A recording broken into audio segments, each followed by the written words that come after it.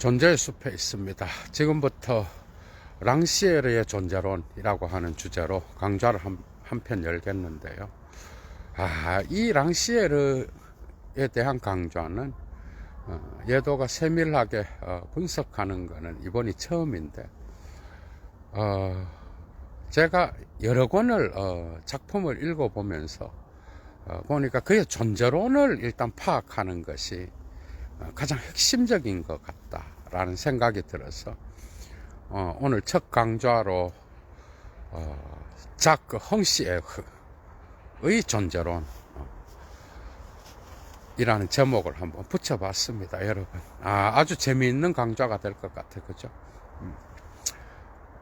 참 랑시에르 하면은 많은 사람들이 미학 하면서 이야기하는데, 거기에는 상당히 큰 오해가 있습니다. 여러분, 우리가 생각하는 예술 작품의 어떤 미학 개념 이런 게 아니에요.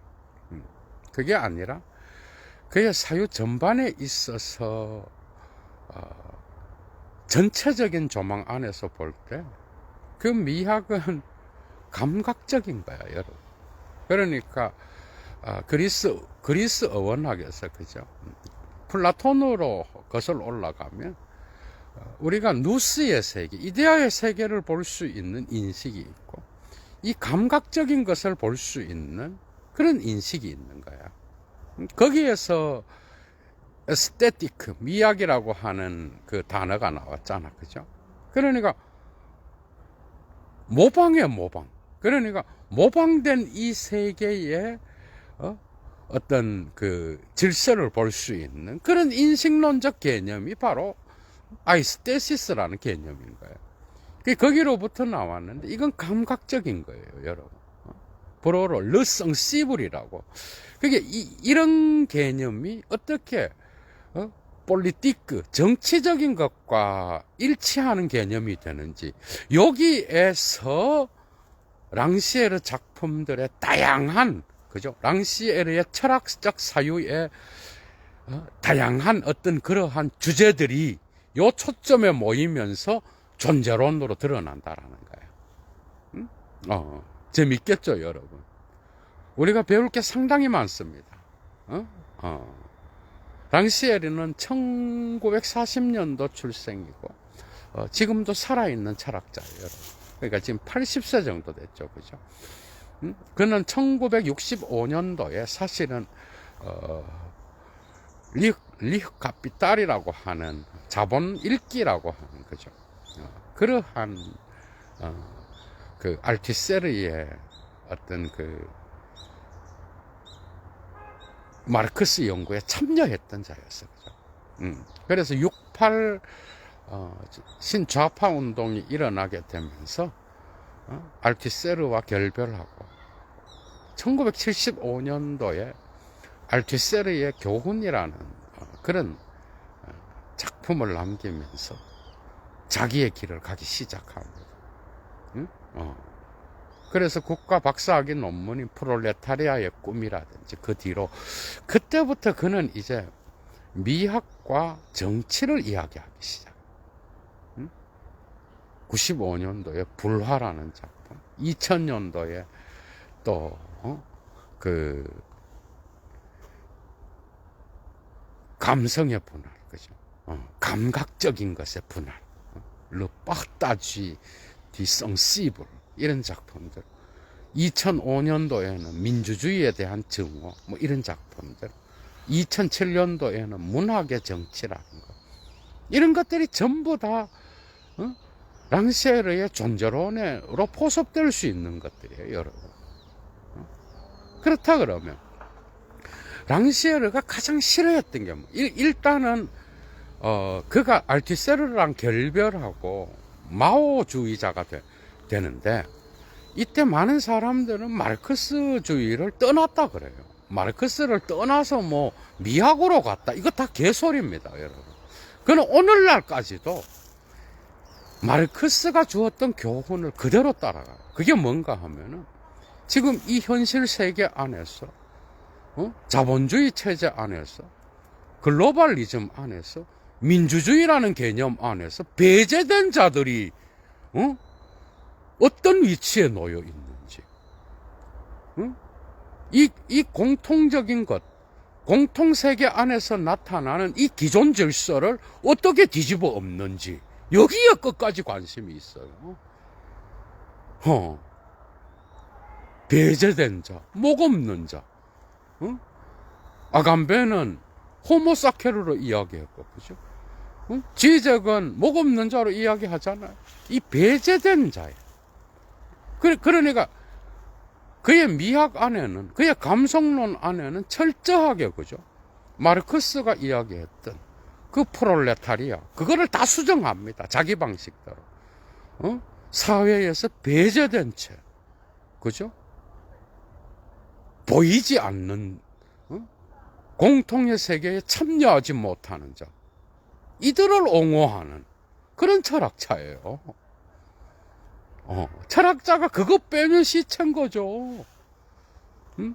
자기 선생 알티세르에 대해서 가장 불만이 있었던 게 뭔가, 이거는 좀 오해의 소지가 있어요. 그런데 어쨌든 이런 게 있어요. 가장 그게 알티세르가 남긴 교훈 중에 하나가, 정통 마르크스의 원전을 마르크스의 의미대로 가장 가깝게 읽는 거. 이거는 마르크스를 따라가는 게 아니라는, 뭐 당연한 거예요, 여러분.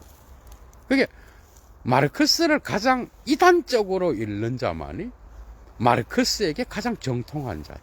이걸 교훈을 준 거예요. 이걸 뒤집어서 랑시에르가 자기 스승인 알티세르의 어떤 교훈을, 그죠?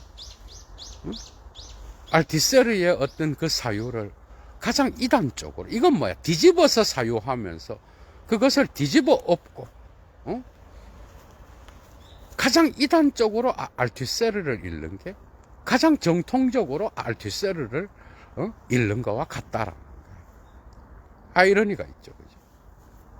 알티세르가 가장 마르크스 읽기에서 가장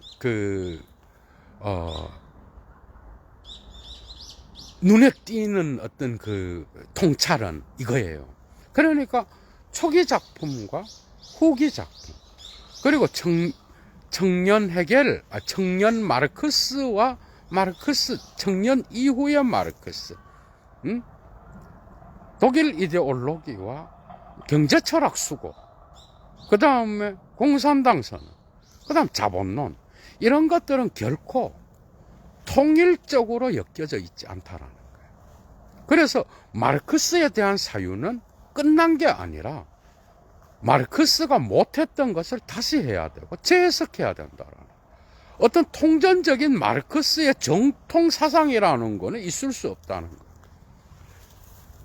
이제 해석학으로 넘어가죠, 그죠? 그러니까 마르크스의 사유는 청년 마르크스 일대랑, 그 다음에 또 그 이후에 중기랑 후기 자본론을 쓸 때 마르크스는 다 다르다는 이야기.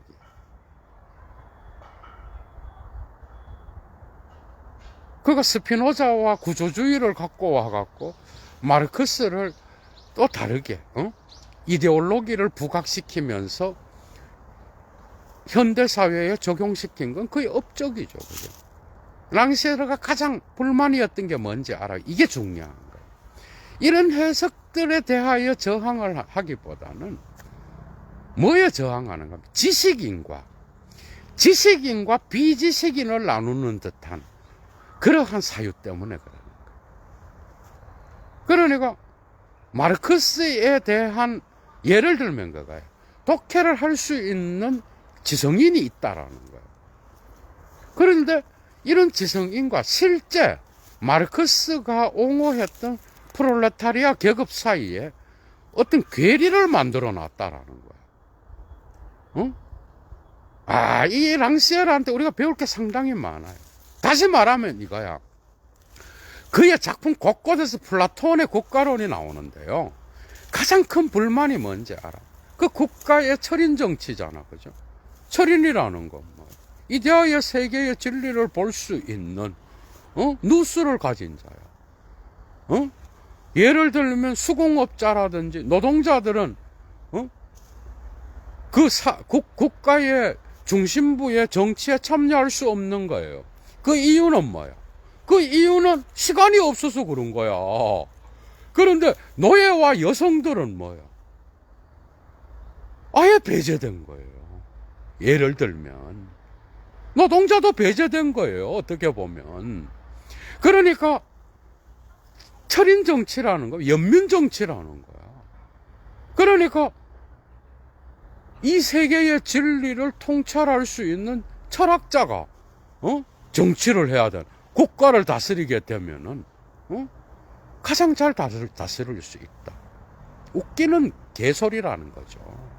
다시 말하면 지성인들이 있고 이 철학자들이 따로 있고 프롤레타리아의 어떤 그 노동자 계급이 따로 있어서 이 두 개를 나누게 되는 그 간극에 대하여 불만을 가졌다. 이론가와 실천가가 따로. 그러니까 그 지식에 오만한 거죠.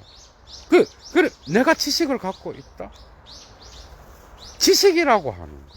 근데 여러분 지식을 무시하면 절대 안 돼요. 이 강의를 또 듣고.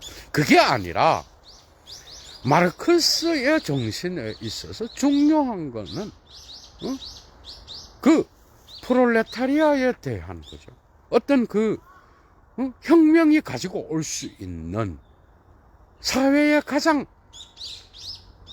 낮은 이거는 물론 마르크스가 만들어낸 개념입니다. 이거는 사실 어원학적으로 보면은 아이를 낳을 수 있는 아이라는 뜻을 갖고 있어. 프롤레타리아 아이. 이건 뭔가 하면 아이를 낳을 수 있는 그런 사람들. 그게 아이를 생산하고 아이를 낳아서 국가에 기여할 수 있는 자들이 프롤레타리아. 그게 어떤 것도 기여할 수 없고 그냥 결혼을 해서 애를 낳아갖고 인구를 늘려주는 정도로 그렇게 함으로써만 그 국가의 권력에 참여할 수 있는 그런 자였어. 완전 배제된 자였어요. 그러니까 이런 혁명을 일깨워 줄 수 있는, 다시 말하면 지식인이 따로 있고 이들과 더불어서 함께 이들에게 각성시켜서 혁명을 함께 이끌어가는 그런 지식층이 따로 있고, 그 철학자는 거죠. 따로 있고 그 다음에 또 이 교육을 받아서 혁명에 참여할 수 있는 자들이 따로 있는, 이런 마르크스주의에 대한 이원론적인 분석에 대하여 그는 저항했던 거예요. 탁월합니다, 여러분. 그러니까 지식인이 따로 있고, 거기에 대하여 지식인의 어떤 그런 분석을 따라야 되는 자들이 따로 있다. 이렇게 해서 이원론적으로 분리시켜 놓은 거야. 이렇게 되면은 문제가 뭐야? 문제가 배우는 사람은 계속 배우는 거, 그죠? 그 다음에 가르치는 사람은 각성시키는 자가 돼. 이렇게 되면 진정한 사회에 대한 어떤 변혁은 불가능하게 되는 거예요. 그게 또다시, 그게 알투세르는 그 당시에 마르크스 읽기에서 이미 프랑스에서 이름이 난 자였지만은 프랑스 공산당으로부터는 미움을 받았어요. 왜? 정통 마르크스주의로부터 벗어났다는 거예요. 그런데 사실 알투세르의 제자 중에서 위대한 철학자가 몇 명 나왔어요. 그 중에 여러분들이 아는 철학자가 랑시에르랑 바디우예요, 여러분. 그러니까 이 랑시에르가 알투세르의 교훈을 통하여 이야기하려고 하는 게 그거예요. 그러니까 다른 거는 자본론을 어떻게 해석하고, 그가 마르크스의 사유가 통일되지 않고, 그래서 정통 마르크스주의자들이 볼 때 불만이 있다라는 그 부분을 불만을 가진 게 아니야. 가장 큰 불만은 마치 자기가, 그죠? 자기가 이런 프롤레타리아의 어떤 그런 계급을 대변하는 듯하게 이야기하면서 그러한 이론가의 노릇을 한다라는 거야. 그래서 구분하면서 거기로부터 프롤레타리아와 그들을 일깨울 수 있는 지식층이 따로 있다고 본 거야. 여기에 대하여 완전한 철퇴를 가하면서 자기 길을 가는 이 사유는 끝까지 가요. 여러분. 스승이 따로 있는가? 스승이 무지할 수 있지 않느냐? 그래서 그가 19세기 노동자들에 대한 개념을 바꿔버려. 자기의 프롤레타리아의 밤에서. 그러니까 랑시에르는 프롤레타리아라 그러면 뭐예요? 기존 질서에서 정해놓은 법이 있는 거야. 그죠? 기존 질서에서 정해놓은 노동자. 그럼 뭐야? 낮에 일하고 밤에 자는 자들. 이 개소리라는 거야. 낮에 일하고 밤에 자는 거는 기존 공통적인 기존 질서의 힘이 규정한 거야. 그런데 사실은 19세기의 프랑스의 프롤레타리아들의 어떤 그 이야기와 그들의 역사를 분석해 보면 그들은 자기 자신들의 어떤 그러한 신분, 프롤레타리아라고 이름 붙여진 그 딱지를 그죠? 스스로 변혁시키기 위하여 밤에는 공부하고 책 읽고 스스로 의식을 일깨웠다라는 거야. 이건 뭔가 알 수 있어요. 그게 어떤 엄청난 어떤 지식인이 있어서 그 사람을 따라서 가는 게 아니라는 거야. 그게 아니라 그들 스스로 그죠? 일어나기 위하여 거기에 대하여 어떤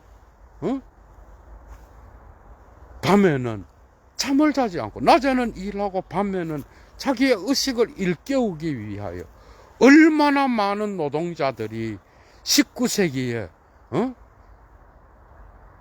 자기 스스로를 의식화시키기 위하여 공부하고 책 읽고 그 다음에 또 연구하고 그렇게 했느냐. 그게 프롤레타리아의 밤인 거야. 이해가 돼요? 그게 바로 그게 학위 논문이에요. 그러니까 어떤 것이 마르크스주의를 읽을 수 있는 마르크스의 원전을 읽을 수 있는 지성인이 따로 있고 그것을 배우는 자는 따라가야 된다. 이거는 상당히 우리에게 주는 교훈이 많아. 그래서 여도도 그러잖아. 여러분들 스스로 1차 자료 강좌를 읽으라 그러잖아. 스스로 의식을 일깨워야 된다. 스스로 생각해야 된다 그러잖아요.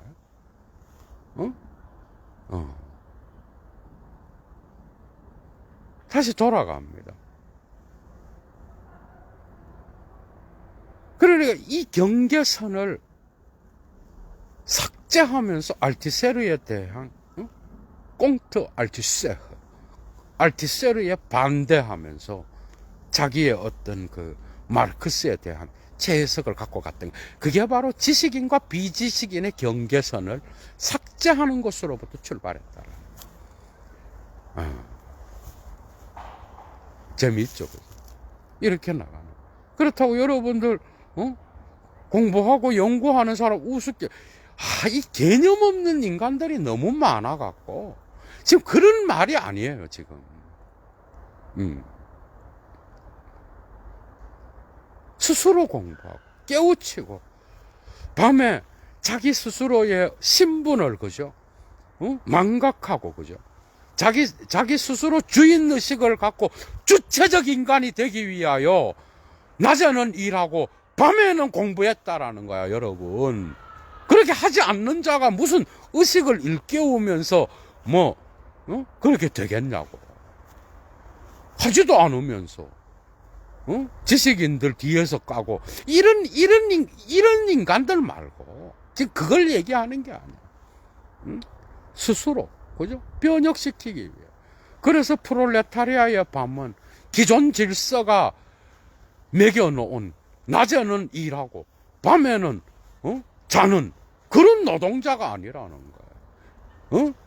혁명적인 밤을 새롭게 만들어내는 자, 스스로 주체성을 갖고 자기 자신의 목소리를 낼 수 있는 자는 이 밤을 이런 방식으로 보내야 된다라는 거예요. 스승이 무시할 수 있다라는 거예요. 여기로부터 그는 자기의 길을 가기 시작하는 거예요.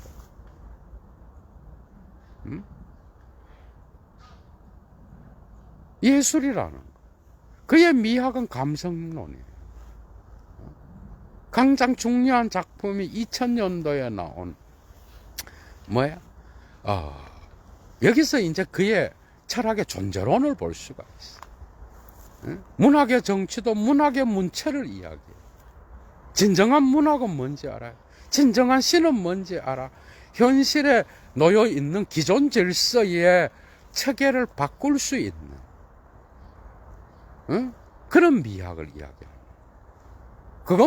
그게 바로 정치라는 거예요. 예를 들면 이런 거, 민주주의. 여러분, 이 개념에서 여러분들이 잘 알아야 돼요. 민주주의는 뭐죠? 자유, 오케이. 자유는 개나 소나 다 얘기합니다. 오늘날 민주주의에서 전부 다 자유를 이야기해요. 그런데 문제는 뭐예요? 자유를 이야기한다라는 거는 평등은 이야기하지 않아요. 이게 문제인 거예요. 랑시에르의 철학에서 평등은 무차별적인 거예요. 이거는 유토피아에 가까운 거야. 평등은 이 세계에 존재할 수 없는 거야. 그러나 그 평등은 언제나 우리로 하여금 의식을 일깨우게 하는 개념이라는 거야. 이걸 실러의 미학으로부터 찾아낸 거야, 여러분. 프랑스 혁명의 교훈에서 뭐야?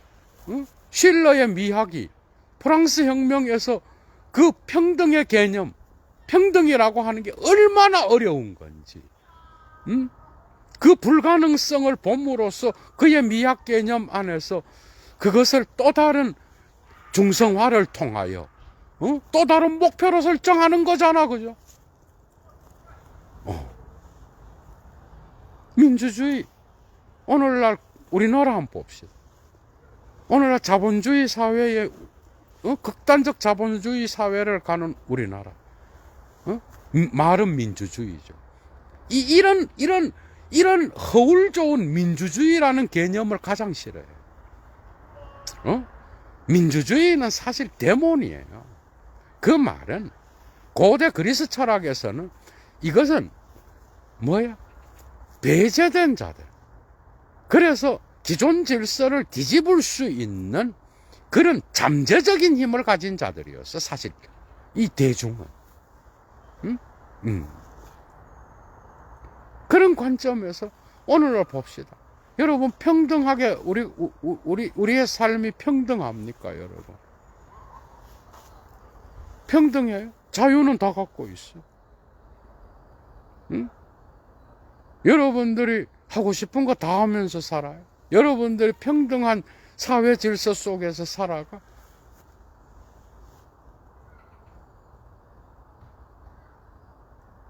지금도 그래요. 여러분들 사고 속에서는 지금도 그래요. 많이 배운다는 거는 덜 배운 자를 지배하고, 그죠? 그래서 좋은 직업 갖고 좋은 곳에서 살고. 여러분들 지금도 그런 사고를 갖고 있잖아요. 그게 자유와 평등의 문제는 민주주의의 핵심적인 논점에 있지만, 그러나 말은 민주주의예요. 모든 사람에게 기회가 균등하게 돌아가. 그래서 평등하다고 말해. 그 평등의 개념 배후에는 불균등의, 그죠? 그림자가 얼마나 놓여 있냐.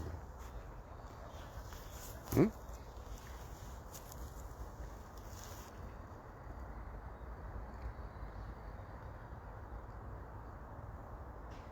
예를 들면 경제적 지표가 올라갔다.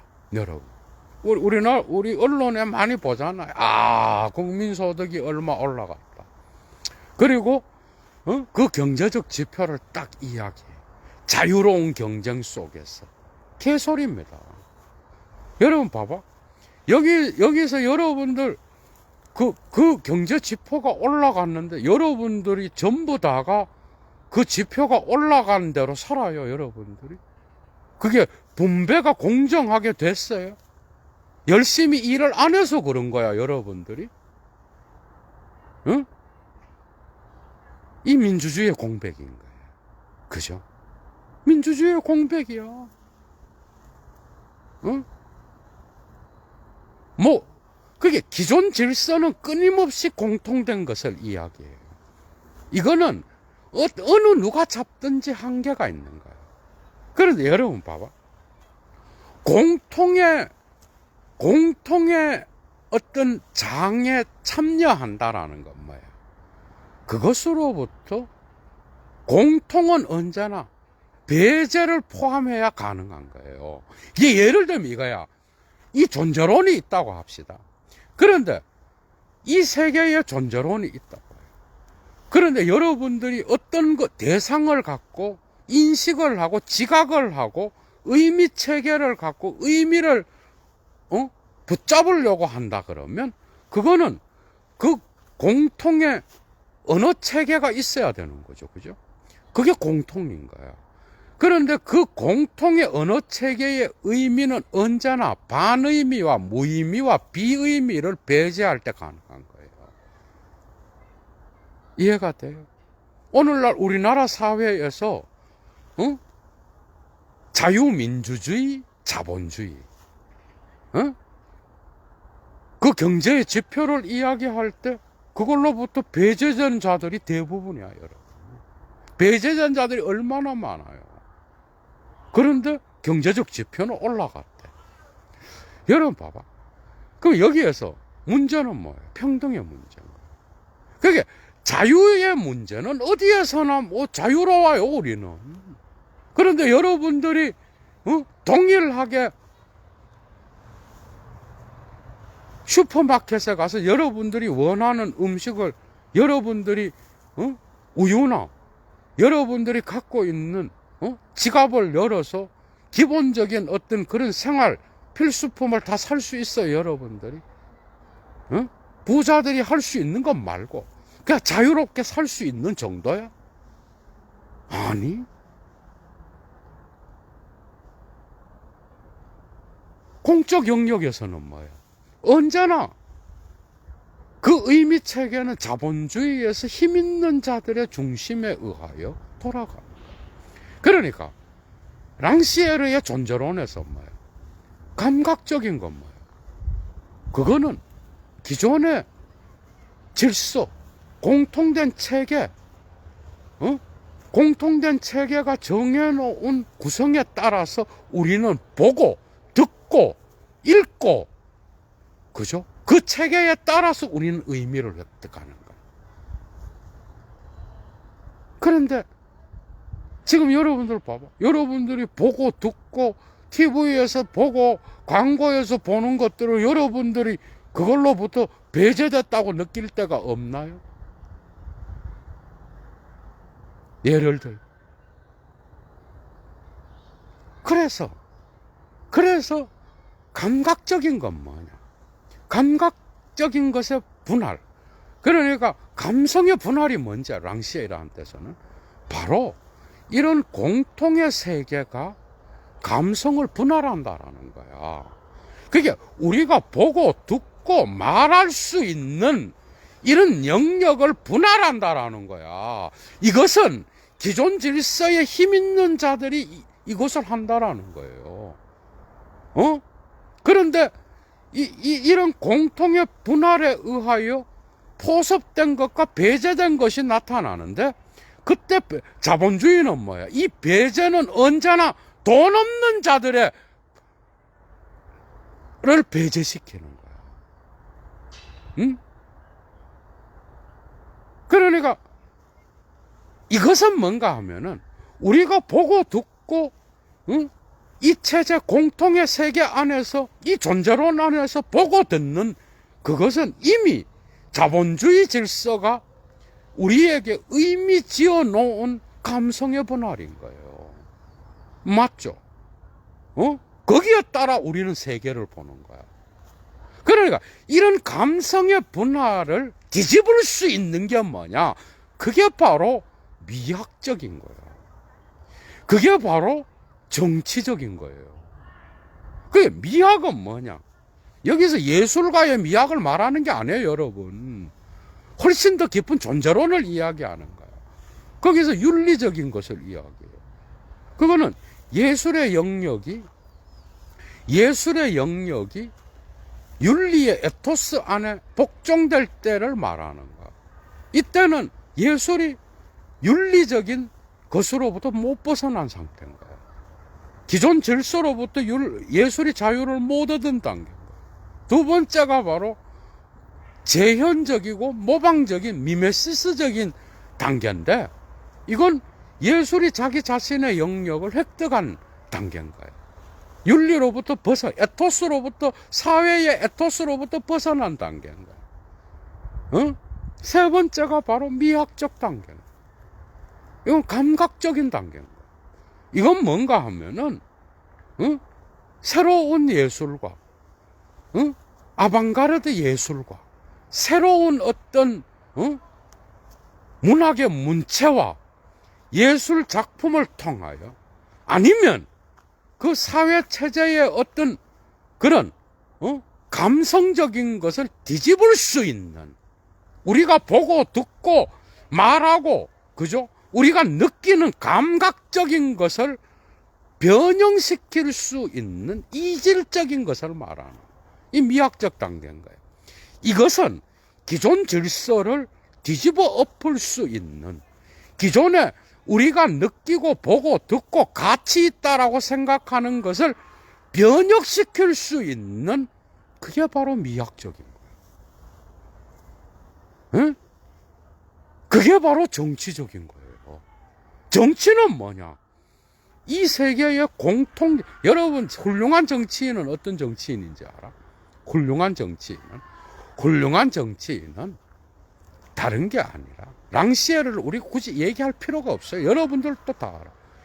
이 세계에서, 이 사회에서, 이 공통의 세계에서 배제된 목 없는 자들을 이 사회의 중심부로 끌어와서 그들의 목소리를, 그들의 감성적인 것을 회복시키는 거야. 이게 바로 정치적으로 뛰어난 자예요. 이런 게 정치인 거야. 정치는 기존 질서를 더 강화시키는 게 아니에요.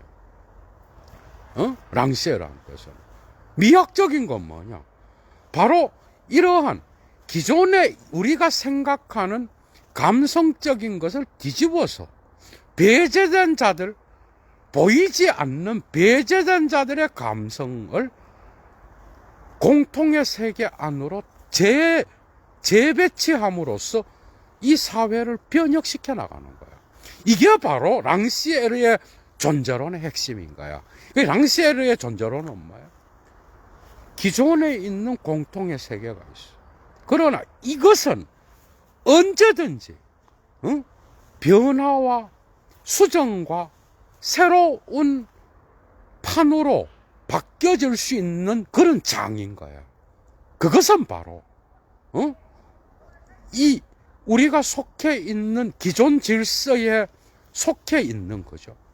그러한 언어와 어떤 보이는 이미지와 아니면 문체와 이런 것들을 우리가 그냥 따라가는 게 아니라, 새로운 아방가르드 예술이 나타나면 기존의 예술의 체계가 뒤집어지면서 변하듯이 우리는 이런 감성적인 체계를 바꿔야 되는 거예요. 이게 바로 정치라는 거예요. 그게 배제된 것은 뭐예요? 우리가 생각하지 못하고, 그게 뭐야? 프랑스 혁명 전에는 뭐예요? 그 국가에는 그 공통의 세계를 지배했던 게 뭐예요? 이건 니체랑 연결돼요, 여러분. 선은 뭐냐? 귀족들이 좋다라고 말하는 게 선이었어. 귀족들이 좋다라고 말하면 그게 바로 그 사회의 양식이 됐어. 그럼 나쁜 거, 악한 건 뭐냐? 나쁜 건 뭐냐? 바로 그 귀족들이 싫어하는 게 나쁜 거였어. 예를 들면, 그렇다 그러면, 이 배제된 자들은 어디에나 이 존재론 바깥으로 밀려날 수밖에 없는 거야. 이들의 감성은 고려될 수가 없는 거야. 이들이 생각하는 그러한 언어도 고려될 수 없는 거야. 그러나 이러한 기존 질서를 공고히 하는 예술도 있는 거예요. 랑시에르한테는 이런 건 쓰레기예요, 여러분. 그런데 이런 기존에 있었던 이러한 변화들을, 이러한 어떤 그 존재론의 토대를 변혁시킬 수 있는 그런 예술이 있는 거예요. 그게 미학적인 거예요. 그건 바로 우리가 느끼고 보고 듣고 말할 수 있는 것, 우리가 가시적으로 보는 것, 이러한 보는 것의 가치를 우리의 눈을 변형시킴으로써, 그죠? 이 세계를 새롭게 볼 수 있는, 기존 질서에서 힘 있는 자들이 못 보게 한 것을 다시 보게 함으로써, 그죠? 그러한 배제된 것을, 보이지 않는 것을 다시 사회 중심부로 끌고 와서 보이게 만드는 거. 이게 미학이고 이게 정치라는 거예요. 응? 감성의 분화를 뒤집어 놓는 거예요.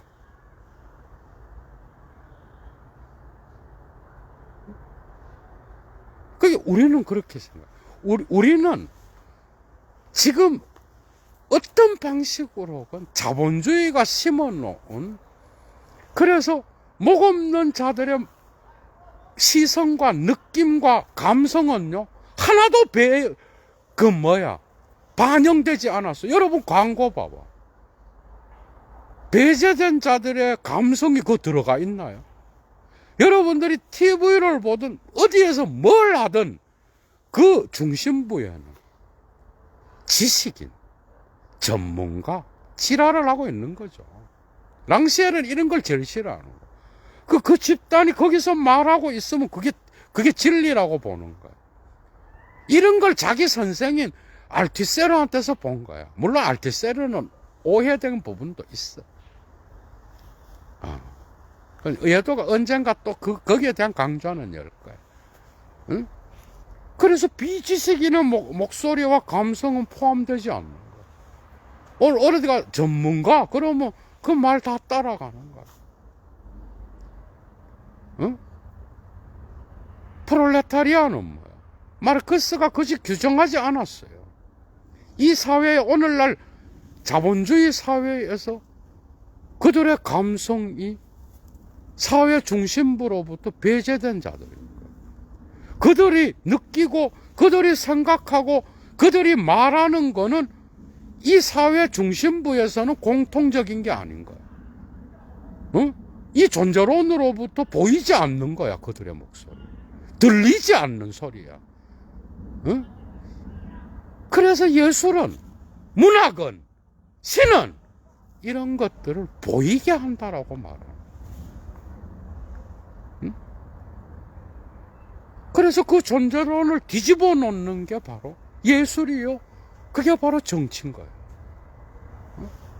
그래서 그의 미학적이라는 이 개념은 예술에 제한되는 개념이 아니에요. 이제 이해가 됐죠. 이런 거야. 우리가 보고 감각하고 느끼는 거, 우리가 보는 것은 우리를 지배하고 있어요, 지금. 그런데 이것은 보이지 않는 배제된 것을 못 보게 한다라는 거야.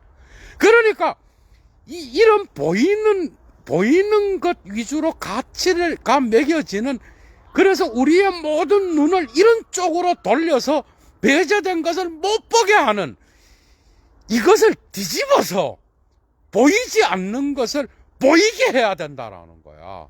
그러니까 뭐예요? 훨씬 더 넓은 미학 개념이에요. 인간의 근원적인 존재론까지 내려갈 수 있는 그런 개념이 바로 랑시에르의 에스테티크 개념입니다. 그렇죠. 응? 이런 거야. 오늘날 여러분들 있는 자들, 그게 프랑스 혁명 이전에는 뭐였어? 성직자, 왕, 귀족이었잖아. 이 세 개의 계급이 정해놓으면 거기 무조건 따라야 되는 거야. 프랑스 혁명 이후에는 시민계급이 생겼죠. 그러나 시민계급 이후에도 뭐야? 프롤레타리아 계급은 여기에 참여하지 못하는 배제된 계급이었어. 그런데 이게 마르크스주의 시대보다 훨씬 더 교묘하게 작동한다라는 거야. 랑시에르 철학은 이런 걸 보여줘요. 프롤레타리아는 뭐야? 다른 게 아니라 역사가가 따로 있고 프롤레타리아를 대변하는 역사가가 따로 있는 게 아니야. 프롤레타리아 자신이 자기 역사를 만들어가는 거야. 그래서 그에게 역사와 허구 개념은 뭔지 알아? 역사와 허구는 다른 거예요. 그러나 역사는 만들어지는 거예요. 허구에 의하여. 그렇다고 한다면 이 보이지 않는 프롤레타리아의 이 감성론을 사회 중심부로 끌어들일 수 있는 그런 역사는 뭐냐? 역사의 주체로서 그들이 활동하게 할 수 있는 게 뭐냐? 이게 정치인 거예요, 여러분. 오늘날의 정치는 그런 거예요. 어느 당이 잡으면 잘 되고 이게 아니라 이 사회에 목없는 자들, 배제된 자들을 보이지 않는 자들, 그들의 목소리가 억압돼서 바깥으로 밀려난 자들, 그 다음에 그래서 사회에서는 취급도 못 받는 그런 배제된 자들, 지적과 같이 목없는 자들, 그죠?